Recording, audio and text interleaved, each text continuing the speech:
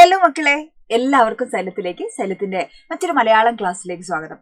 ഇന്ന് നമ്മൾ ഈ വീഡിയോയിൽ ഡിസ്കസ് ചെയ്യാൻ പോകുന്നത് 3 മാർക്കിന്റെ 3 പ്രധാനപ്പെട്ട ചോദ്യങ്ങളാണ്. മുൻ പരീക്ഷയിൽ നമ്മളോട് ചോദിച്ചിട്ടുള്ള ചോദ്യങ്ങളാണ്, ഏറ്റവും പ്രധാനപ്പെട്ട ചോദ്യങ്ങളാണ്. ഈ ചോദ്യങ്ങളോടൊപ്പം തന്നെ നമ്മൾ പഠിക്കാൻ പോകുന്നത് 3 മാർക്കിന്റെ ചോദ്യങ്ങൾ പരീക്ഷയ്ക്ക് ചോദിച്ചു കഴിഞ്ഞാൽ എങ്ങനെ എത്രത്തോളം എഴുതണം എന്നുള്ള കാര്യങ്ങളുമാണ് എന്ത് ചെയ്യുന്നത് നമ്മൾ ഡിസ്കസ് ചെയ്യാൻ പോകുന്നത്. അപ്പോൾ മിസ്സാക്കരുത്, സ്കിപ്പ് ചെയ്യരുത്, മാക്സിമം ഫ്രണ്ട്സിനൊക്കെ ഷെയർ ചെയ്ത് കൊടുക്കുക, അടിപൊളിയായിട്ട് പഠിച്ചോളാം. ഓക്കെ, അപ്പൊ ആദ്യത്തെ ചോദ്യം എന്താണെന്ന് നോക്കൂ നിങ്ങൾ. ചൊല്ലുവാനാവതില്ലെങ്കിലും ഒട്ടൊട്ട് ചൊല്ലുന്നതുണ്ട് കനക്കെ ചുരുക്കി ഞാൻ. ഏത് പാഠഭാഗമാണ്? നമുക്ക് ആദ്യത്തെ ഓണപരീക്ഷയിലെ ആദ്യത്തെ പരീക്ഷകൾ ഏതൊക്കെയാണ്? മലയാളം ഫസ്റ്റ് ആണ് അല്ലെ, ഫസ്റ്റ് ലാംഗ്വേജുകളും ഹിന്ദിയുമാണ്. അപ്പൊ നമ്മൾ ഇന്ന് ഡിസ്കസ് ചെയ്യുന്നത് കേരള പാഠാവലിയാണ്. ഫസ്റ്റ് ലാംഗ്വേജിലെ ആദ്യത്തെ പാഠഭാഗത്തിലെ ചോദ്യമാണ് അല്ലെ ഇത്. കഥകൾ അതിമോഹനം എന്നാണ് നമ്മുടെ പാഠഭാഗത്തിന്റെ പേര്. നിങ്ങൾക്കറിയാലോ, എഴുത്തച്ഛന്റെ വളരെ മനോഹരമായിട്ടുള്ള ഭാഷയുടെ പ്രത്യേകതകളൊക്കെ നമ്മൾ ഓൾറെഡി പഠിച്ചിട്ടുണ്ട് അല്ലെ. അപ്പൊ നോക്കൂ, എഴുത്തച്ഛൻ കവിതയുടെ എന്തൊക്കെ സവിശേഷതകളാണ് ഈ വരികളിൽ കാണുന്നത് എന്നാണ് ചോദ്യം.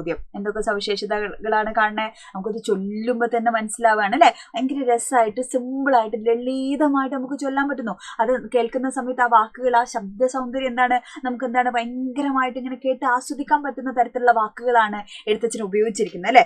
ചൊല്ലുവാനാവതില്ലെങ്കിലും അല്ലെ, ചൊല്ലുന്നതുണ്ട് അല്ലെ, ഒരേ വാക്കുകൾ എന്ത് ചെയ്തിരിക്കണു, ആവർത്തിക്കുന്നത് നമ്മൾ കാണുകയാണ്, പദങ്ങൾ ആവർത്തിക്കുന്നത് കാണുന്നു അല്ലെ. അതേപോലെ എന്താണ്, ഈ വാക്കുകൾ തമ്മിലുള്ള പ്രാസഭംഗി നമ്മൾ കാണുന്നു അല്ലെ. അപ്പൊ ചൊല്ലുന്നതിന്റെയും കേൾക്കുന്നതിന്റെയും, ചൊല്ലുന്ന ആൾക്കും അതേപോലെ കേൾക്കുന്ന ആളുകൾക്കൊക്കെ ഒരേപോലെ സുഖം നൽകുന്ന വരികളാണ് ഈ വരികൾ എന്ന് പറയുന്നത്.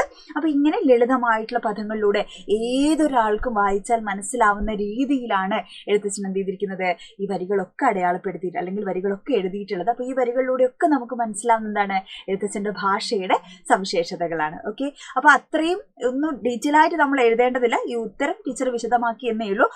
3 മാർക്കിന്റെ ചോദ്യം എന്ന് പറയുന്ന സമയത്ത് നമ്മൾ ഒരുപാട് വിശദീകരിക്കാനൊക്കെ നിന്ന് കഴിഞ്ഞാൽ എന്ത് സംഭവിക്കടാ, നമുക്ക് സമയം തികയാതെ വരും അല്ലെ. അപ്പൊ നമ്മൾ മാക്സിമം എന്ത് ചെയ്യണം, ചുരുങ്ങിയ സമയത്തിൻ്റെ ഉള്ളിൽ ചുരുങ്ങിയ വാക്കുകൾ കൊണ്ട് 1, 2, 3, മാക്സിമം പോയാൽ 4 സെന്റൻസ്, അതിലപ്പുറത്തേക്ക് 3 മാർക്കിന്റെ ചോദ്യങ്ങൾക്കൊന്നും നമ്മൾ എന്ത് ചെയ്യേണ്ട ആവശ്യമില്ല, ഇൻട്രൊഡക്ഷൻ ഒക്കെ കൊടുത്ത് ഇങ്ങനെ വലിച്ചു വാരി എഴുതേണ്ട ആവശ്യമില്ല. 1, 2, 3, കൂടിപ്പോയാൽ 4 കേട്ടോ, അത്രയും മാത്രമേ എന്ത് ചെയ്യാൻ പാടുള്ളൂ, അത്രയും സെന്റൻസുകൾ, വാക്യങ്ങൾ മാത്രമേ നമ്മളുടെ 3 മാർക്കിന്റെ ചോദ്യങ്ങളുടെ ഉത്തരത്തിൽ നമ്മൾ എഴുതാൻ പാടുള്ളൂ എന്നുള്ളത് എപ്പോഴും ഓർമ്മയുണ്ടാവണം. രണ്ടാമത്തെ ചോദ്യമാണിത്. അയ്യോ ഗുണവും അനവധി ദോഷമായത്. ഏത് പാഠഭാഗമാണ്? സ്വാതന്ത്ര്യത്തിന്റെ ചിറകുകൾ എന്ന നമ്മുടെ രണ്ടാമത്തെ പാഠഭാഗമാണ് അല്ലെ. രണ്ടാമത്തെ പാഠഭാഗം ഏത് കൃതിയിൽ നിന്നെടുത്താണ്, ഏത് സാഹിത്യ വിഭാഗത്തിൽ പെടുന്നതാണ് നിങ്ങൾക്കറിയാമോ? ഒരു ആട്ടക്കഥയാണ്. ഉണ്ണായി വാര്യർ എഴുതിയിട്ടുള്ള നളചരിതം ആട്ടക്കഥയിലുള്ള ആദ്യത്തെ ദിവസത്തെ അല്ലെ കഥയാണ് നമ്മൾ പഠിക്കണേ അല്ലെ. അപ്പോ ആട്ടക്കഥ എന്ന് പറഞ്ഞാൽ എന്തായിരുന്നു? നമ്മുടെ കഥകളിക്ക് വേണ്ടി എഴുതിയിട്ടുള്ള സാഹിത്യ രൂപത്തെയാണ് നമ്മൾ ആട്ടക്കഥ എന്ന് പറയാം. സിനിമയുടെ സാഹിത്യ രൂപം ഏതാണ്? തിരക്കഥയാണ് അല്ലെ. അപ്പൊ പാഠഭാഗങ്ങൾ ഓരോന്നും നിങ്ങൾക്ക് വിശദമായിട്ട് വരികൾ വിശദീകരിച്ച് വേണമെങ്കിൽ നിങ്ങൾ ഈ വീഡിയോയുടെ താഴെ കമന്റ് ചെയ്യണം. കാരണം ഇത് 3 മാർക്കിന്റെ ചോദ്യം ആയതുകൊണ്ടാണ് ഇത്ര ലളിതമായിട്ടുള്ള ചോദ്യങ്ങൾ ടീച്ചർ പറഞ്ഞിരുന്നത്. അല്ലാതെ 4 അല്ലെ 5 മാർക്കിന്റെ ചോദ്യങ്ങളൊക്കെ 4 വരികൾ തന്നിട്ട് എന്ത് ചെയ്യും, കാവ്യ വിശകലനത്തിനും അല്ലെ സന്ദർഭം വിശദീകരിക്കാനൊക്കെയുള്ള ചോദ്യങ്ങൾ, പ്രയോഗ ഭംഗി കണ്ടെത്താനുള്ള ചോദ്യങ്ങളൊക്കെ നമുക്ക് ഉണ്ടാവും അല്ലെ. അപ്പൊ അതിന് പാഠഭാഗത്തിന്റെ എന്താണ്, ഓരോ വരികളും എന്ത് ചെയ്യണം, നമ്മൾ കൃത്യമായിട്ട് പഠിച്ചിരിക്കേണ്ടതുണ്ട്. അപ്പോൾ ഏതെങ്കിലുമൊക്കെ ചാപ്റ്റർ നിങ്ങൾക്ക് കൺഫ്യൂഷൻ ഉണ്ട്, ഈ പാഠഭാഗം സ്വാതന്ത്ര്യത്തിന്റെ ചിറകുകളൊക്കെ നിങ്ങൾ അടിപൊളിയായിട്ട് വരികളിലൂടെ പഠിക്കേണ്ടതുണ്ട്. അതേപോലെ നമ്മുടെ കഥകൾ അതിമോഹനം എന്ന് പറയുന്ന ചാപ്റ്ററും എന്താണ്, അതിൽ വരികളൊക്കെ ചിലപ്പോൾ ചോദിക്കും. അപ്പോൾ പാഠഭാഗം ക്ലിയർ ആയിട്ട് നമ്മൾ മനസ്സിലാക്കിയിട്ട് പരീക്ഷയ്ക്ക് നമ്മൾ പോകാൻ പാടുള്ളൂ. ഏതെങ്കിലും ചാപ്റ്ററിൽ നിങ്ങൾക്ക് ആവശ്യമുണ്ടെങ്കിൽ നിങ്ങൾ നേരത്തെ തന്നെ എന്ത് ചെയ്യുക, കമന്റ് ചെയ്യുക. ഓക്കെ, അപ്പൊ നോക്കൂ, സ്വാതന്ത്ര്യത്തിന്റെ ചിറകുകളിൽ ഹംസം പറയാണ് അല്ലെ. ഹംസം പറയുന്ന വാക്കുകളാണ്. ഇതെന്താ ഹംസം പറയുന്നത്? അയ്യോ ഗുണവും അനവധി ദോഷമായത്. നമ്മള് കോമഡിക്കൊക്കെ നമ്മൾ പറയാറില്ലേ, അയ്യോ പാവങ്ങൾക്ക് ഇത്രയും സൗന്ദര്യം തരില്ലേ എന്നൊക്കെ പറയുന്നത് നമ്മൾ കേൾക്കാറില്ലേ. അതുപോലെ ഇവിടെ എന്ത് ചെയ്യാണ്, ഹംസം പറയാണ് അല്ലെ. ഒരുപാട് ഗുണവും ഉണ്ടായിക്കഴിഞ്ഞാൽ എന്താണ്, അതും ദോഷമായി വരും അല്ലെ. ഗുണം ഏറിക്കഴിഞ്ഞാലും എന്താണ്, അത് ദോഷമായി ഭവിക്കുമെന്ന് ആര് പറയാണ്? നമ്മുടെ ഹംസം പറയാണ് അല്ലെ. അപ്പൊ എന്താ ഇവിടെ അങ്ങനെ പറയാനുള്ള കാരണം? ഹംസത്തിന്റെ ഈ നിഗമനത്തോട് നിങ്ങൾ യോജിക്കുന്നുണ്ടോ എന്നുള്ളതാണ്, പ്രതികരിക്കാനാണ് നമ്മളോട് പറഞ്ഞല്ലേ. അപ്പൊ എന്താണ് നമ്മൾ പ്രതികരിക്കുക, എങ്ങനെയാണ് നമ്മൾ ഉത്തരം എഴുതുക? അപ്പൊ ഹംസത്തിന്റെ തെറ്റായ ധാരണയാണത് അല്ലെ. കാരണം ഹംസം തെറ്റിദ്ധരിക്കുകയാണ് ആരെ? നമ്മുടെ നളനെ അല്ലെ. നളൻ തന്റെ സൗന്ദര്യം കണ്ടിട്ട്, എന്റെ സ്വർണ്ണച്ചെറുകൊക്കെ കണ്ടിട്ടാണ് എന്നെ പിടിച്ചത് എന്ന് എന്ത് ചെയ്യാണ്, ഉറക്കത്തിലായിരുന്നു ആര്? നമ്മുടെ ഹംസം. അപ്പൊ ഇങ്ങനെ നളൻ ഇത്ര ഭംഗിയുള്ള ഒരു അല്ലെ അരയന്നത്തെ കണ്ട് വാത്സല്യത്തോടെ സ്നേഹത്തോടെയാണ് അതിനെ പോയി പിടിക്കണേ. പക്ഷെ ഹംസം എന്ത് വിചാരിച്ചു, ഇതിന്റെ സ്വർണത്തിന്റെ നിറമൊക്കെ കണ്ടിട്ട് രാജാവ് എന്ത് ചെയ്താണ്, തന്നെ പിടിച്ച് ഉപദ്രവിക്കാൻ വേണ്ടിയിട്ട് പിടിച്ചാന്ന് തെറ്റിദ്ധരിച്ചിട്ടാ എന്ത് ചെയ്യണേ, അങ്ങനെ പറയണേ അല്ലെ. അപ്പൊ അത് ഹംസത്തിന്റെ ആ നിഗമനം എന്തായിരുന്നു? തെറ്റായിട്ടുള്ള ഒരു ധാരണയായിരുന്നു അല്ലെ. നാളെ തന്നെ ആക്രമിക്കാൻ വരുന്നു എന്നുള്ള ഭയത്തിലാണ് അങ്ങനെ ചിന്തിക്കുന്നത്. അപ്പോൾ ഇവിടെ എന്താണ്? ഗുണത്തെക്കാളേറെ അല്ലെ ദോഷമാണ് ഉണ്ടാവുക എന്നുള്ള ഒരു കാര്യം അല്ലെ സന്ദർഭത്തിൽ എന്താണ്? അത് തെറ്റാണെന്ന് നമുക്ക് പറയാം.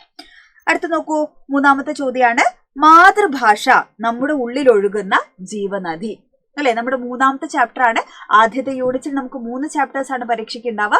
അതിൽ മൂന്നാമത്തെ ചാപ്റ്റർ ആണ് ഇത്, മാതൃഭാഷ നമ്മുടെ ഉള്ളിൽ ഒഴുകുന്ന ജീവനദി. ഇവിടെ ചോദ്യം, ഈ ശീർഷകത്തിന്റെ ഔചിത്യം വ്യക്തമാക്കാനാണ് നമ്മളോട് പറഞ്ഞിരിക്കുന്നത്. ശീർഷകത്തിന്റെ ഔചിത്യം വ്യക്തമാക്കാനാണ് നമ്മളോട് എന്ത് ചെയ്തിരിക്കുന്നത്? ഇവിടെ പറഞ്ഞിട്ടുള്ളത്.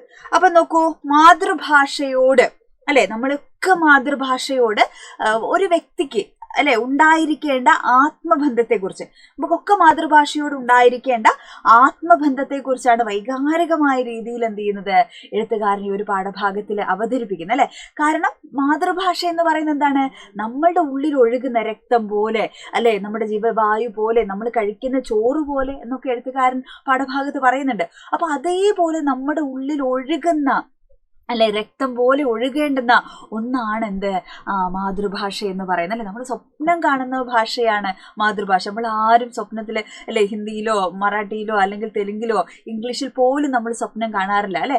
അവനവന്റെ ഉള്ളിലുള്ള ഭാഷയാണ് ഇതെന്ന് പറയുന്നത് മാതൃഭാഷ. അത് എഴുത്തുകാരനെ സംബന്ധിച്ച് അത് കന്നഡയാണ് അല്ലെ. ഇതിപ്പം തമിഴ് നാട്ടിൽ ജീവിക്കുന്ന ഒരാളെ സംബന്ധിച്ച് അത് തമിഴാണ് അല്ലെ.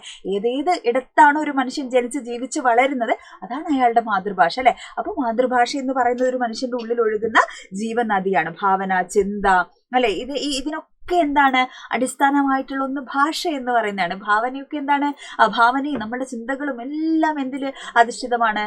ഭാഷയിൽ അധിഷ്ഠിതമാണ് എന്നുള്ളതാണ്. അപ്പൊ മനുഷ്യന്റെ അനുഭവങ്ങളെ, നമുക്ക് എന്താ പറയാ, ഫീൽ ചെയ്യുന്ന കാര്യങ്ങളെ അല്ലെ, നമ്മളെ ഇമോഷൻസിനെ, ഇതൊക്കെ ഏറ്റവും കൂടുതൽ നമുക്ക് അല്ലെ അതെന്താ പറയാ അവതരിപ്പിക്കാൻ പറ്റുന്നത് ഒക്കെ ഏതിലൂടെയാണ്? നമ്മുടെ മാതൃഭാഷയിലൂടെ മാത്രമാണെന്നുള്ളതാണ്. ബാക്കിയൊക്കെ നമുക്ക് സാധിക്കും, നമുക്ക് ആശയം കൈമാറാനൊക്കെ മറ്റു ഭാഷകളിലൂടെ സാധിക്കും. പക്ഷെ അല്ലെ ഏറ്റവും വൈകാരികമായിട്ടുള്ള സിറ്റുവേഷൻസിലൊക്കെ ടീച്ചർ തേങ്ങ വീണ കഥയൊക്കെ പറഞ്ഞു തന്നിട്ടില്ലേ? പെട്ടെന്ന് നമ്മുടെ തലയിൽ അല്ലെ ഇംഗ്ലീഷ് മാത്രം സംസാരിക്കുന്ന ഒരാളുടെ തലയിൽ പെട്ടെന്ന് ഒരു തേങ്ങ വീഴാന്ന് വിചാരിക്കുക. അപ്പൊ അയാൾ എങ്ങനെയായിരിക്കും കരയുക? ഓ മൈ ഗാഡ് എന്നൊക്കെ പറഞ്ഞ അയാൾ കരയോ? ഒരിക്കലും ഇല്ല. അയ്യോ നമ്മച്ചി എന്നൊക്കെ പറഞ്ഞിട്ടായിരിക്കും ഉറപ്പായിട്ട് അയാൾ കരയുന്നുണ്ടാവുക അല്ലെ. അപ്പൊ നമ്മുടെ ഉള്ളിലുള്ള ഭാഷ, നമുക്ക് ഭയങ്കരമായിട്ട് ദേഷ്യമൊക്കെ പിടിക്കുന്ന സമയത്ത് നമ്മൾ സ്റ്റുപ്പിഡ് എന്നൊക്കെ നമ്മൾ പറയുമെങ്കിലും അല്ലെ, നമുക്ക് ഭയങ്കര ദേഷ്യം പിടിച്ചാൽ നമ്മൾ എങ്ങനെയായിരിക്കും പ്രതികരിക്കുക? നല്ല പച്ച മലയാളത്തിലായിരിക്കില്ലേ നമ്മൾ പ്രതികരിക്കുക അല്ലെ. അതൊക്കെ നമ്മൾ ഉള്ളിലുള്ള ഭാഷയാണെന്ന് നമ്മൾ തമാശയ്ക്ക് പറയാറില്ലേ. അപ്പൊ ഓരോ മനുഷ്യന്റെയും ഉള്ളിലുള്ള ഭാഷയാണ് ഇത് മാതൃഭാഷ അല്ലെ. അപ്പോൾ നമ്മുടെ ഉള്ളിൽ ഒഴുകുന്ന ജീവനദി പോലെയാണ് അല്ലെ ഏതെന്ന് പറയുന്നത്, ഓരോരുത്തരുടെയും ഭാഷ എന്ന് പറയുന്നത്, മാതൃഭാഷ എന്ന് പറയുന്നത്. അപ്പൊ തീർച്ചയായിട്ടും നമ്മുടെ ഈ ഒരു പാഠഭാഗത്തിന് ഉചിതമായിട്ടുള്ള ഒരു ശീർഷകമാണ് ഇത് ഇവിടെ കൊടുത്തിട്ടുള്ളതെന്ന് നമുക്ക് പറയാം. ഓക്കെ അല്ലേ? ക്ലിയർ ആയില്ലേ? ഇതേപോലെ നമുക്ക് ഓരോ പാഠഭാഗങ്ങളും നമുക്ക് പഠിക്കേണ്ടതുണ്ട്. ഒന്നും ടെൻഷൻ ആവേണ്ട. 2 പരീക്ഷയ്ക്കാകുമ്പോൾ നമുക്ക് ഒരുപാട് പേടി ഉണ്ടാവും. അതിൻ്റെ ഒന്നും ആവശ്യമില്ല. അടിപൊളിയായിട്ട് എന്ത് ചെയ്യും? നമ്മൾ പഠിക്കും. അതിനുള്ള എല്ലാ കാര്യങ്ങളുമായിട്ട് ഞങ്ങൾ എല്ലാവരും ഇവിടെ റെഡിയാണ്. ഓരോ സബ്ജക്ട്സ് എന്ത് ചെയ്യും? ഓരോ സബ്ജക്റ്റ് നമ്മൾ സൂപ്പറായിട്ട് അല്ലെ അടിപൊളിയായിട്ട് ക്രിസ്റ്റൽ ക്ലിയർ ആയിട്ട് നമ്മൾ പഠിച്ചിട്ടായിരിക്കും നമ്മൾ പരീക്ഷ എഴുതാൻ പോകുന്നത്. അപ്പോൾ ആരും ടെൻഷൻ ആവേണ്ട. കുറേ ലീവുകളൊക്കെ അതിനിടയിൽ വന്നു പോയിട്ടുണ്ട് അല്ലേ. മഴയൊക്കെ ആയതുകൊണ്ട് കുറേ ലീവുകളൊക്കെ വന്നിട്ടുണ്ട്. ചിലർക്ക് പനിയൊക്കെ ആയിട്ട് പോർഷൻസ് ഒന്നും ചിലപ്പോൾ കംപ്ലീറ്റ് ആയിട്ടുണ്ടാവില്ല. അതിനൊക്കെ സൊല്യൂഷൻ ഇവിടെ ഉണ്ട് അല്ലേ. നിങ്ങൾ സൈലത്തെ വിശ്വസിച്ച് കൂടെ നിന്നിട്ടുള്ള മക്കളാണ്. അതേ വിശ്വാസത്തിൽ നമ്മുടെ യാത്ര തുടരാൻ നമുക്ക് കേട്ടോ. അപ്പോൾ അതുകൊണ്ട് എന്താണ്, ഇനിയുള്ള ദിവസങ്ങളിൽ നിങ്ങൾ എന്ത് ചെയ്യുക? വീഡിയോസും ലൈവുകളൊക്കെ മുടങ്ങാതെ കാണുക.